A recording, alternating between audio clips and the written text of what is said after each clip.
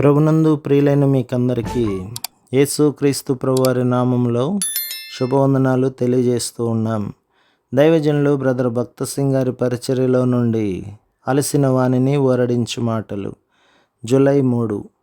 నేను నీ ధర్మశాస్త్రమునందు ఆశ్చర్యకరమైన సంగతులను చూచినట్లు నా కన్నులు తెరువుము. కీర్తన గ్రంథం 119 అధ్యాయం 18 వచనం. మత్తయి సువార్త 1 అధ్యాయం 20 నుండి 25లలో యోసేపునకు స్వప్నములో దేవదూత కనబడుటను చూసుచున్నాము. తనకు ప్రదానము చేయబడిన మరియ గర్భవతి అను సమాచారం యోసేపునకు అందినది. అతడు ఆశ్చర్యపడి ఆమెను రహస్యముగా విడనాడనుద్దేశించెను. 19వ వచనం. ఏ మానవుడైనను యోసేపు తలంచినట్లు తలంచి ఉండును. ప్రపంచ చరిత్రలోనే కన్యక గర్భవతి అగుట అను విషయము వినబడలేదు. యోసేపు మిక్కిలి బాధపడెను, నిరుత్సాహపడెను. అందువలననే దేవుడు అది ఏ విధముగా జరిగినదో తెలియచేయుటకు దూతను పంపెను.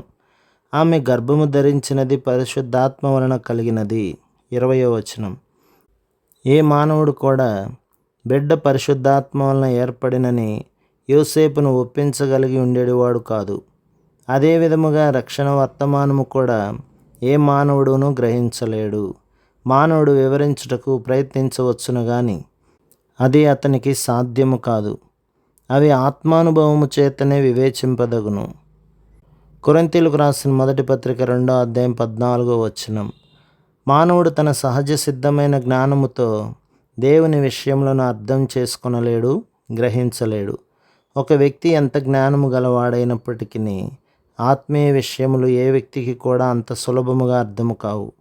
అదే తలంపు రోమాపత్రిక 8వ అధ్యాయం 5 నుండి 7లలో పేర్కొనబడినది. సామాన్యమైన మానవుని మనస్సు రక్షణను గురించిన దైవిక సత్యమును గ్రహించలేదు, అర్థం చేసుకొనలేదు. లేఖనములను అర్థం చేసుకొనుటకు పరిశుద్ధాత్మ యొక్క అభిషేకమును మరల మనము కోరుకొనవలెను. అందువలననే వర్తమానము ఇవ్వకముందు ప్రార్థించదుము, వర్తమానం ఇచ్చిన తర్వాత కూడా ప్రార్థించదుము, మరియు ఇంటి వద్ద అనేక పర్యాయములు ప్రార్థన చేయుదుము. ఒకవేళ ఒక వ్యక్తి దినమంతయు బైబిలు చదువుచుండవచ్చును, గ్రంథాలయములందు మంచి పుస్తకములను కూడా సంప్రదించుచుండవచ్చును. మనము వర్తమానము ఇవ్వకమునుపు తగినంతగా ప్రార్థించని ఎడల ప్రతి ఒక్కరూ ఈ వర్తమానములో జీవము లేదు, అవి కేవలము వట్టి మాటలు మాత్రమే అని వెంటనే గ్రహించుదురు. బోధకుడు తగినంతగా ప్రార్థించిన ఎడల అప్పుడు వారు నూతన జీవమును చూడగలరు. బైబిల్ను మనం అనేక పర్యాయములు చదివినప్పటికీ మానవ జ్ఞానముతో అది అర్థం కాదు. మనము దేవుని వాక్యమును చదువునప్పుడు ప్రతి సమయంలో ప్రతిదినమున మనకు అభిషేకం అవసరమై ఉన్నది. గొప్ప విద్వాంసులు సమస్తము ఎరిగిన వారైనప్పటికీ బైబిలును గురించి అనుమానములు తీసుకుని వచ్చెదరు. వారు బైబిలు నందలి ఈ భాగము నిజము కాదు, ఆ భాగము నిజము కాదు అని అందురు. ఆ విధముగా వారు చెప్పుచుందరు, కానీ వారు బుద్ధిహీనులు. ఈ విషయములన్నీ పరిశుద్ధాత్మ చేత ప్రవచించబడినవని వారు ఎరుగరు. సామాన్యమైన మేధాశక్తితో అవి అర్థం కావు. ధర్మశాస్త్రమును బోధించువాడైనప్పటికీ పరిశుద్ధాత్మ సహాయం లేకుండా అతడు అర్థం చేసుకొనలేడు. లేఖనములను చదువుట వలన మాత్రమే మనము ఆత్మీయ స్థితిని పొందలేము. మన ఆంతర్యములో పరిశుద్ధాత్మ పనిచేయుట అనున్నది మన జీవితములలో ఎంతో అవసరమై ఉన్నది. ప్రభువా, నేను నీ ధర్మశాస్త్రమునందు ఆశ్చర్యమైన సంగతులను చూచినట్లు నా కన్నులు తెరువుము అని మనము మరలా ప్రార్థించవలెను. కీర్తన గ్రంథం 119 అధ్యాయం 18వ వచనం.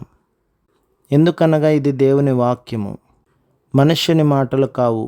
మన సామాన్యమైన సహజ సిద్ధమైన కలుషితమైన మనస్సుతో అర్థం చేసుకొనలేము. నీ మానవ జ్ఞానము నిన్ను మోసగించనీయకుము. ప్రభువు మిమ్మును, మీ కుటుంబమును, మీ సంఘమును దీవించి ఆశీర్వదించునుగాక. ఆమేన్.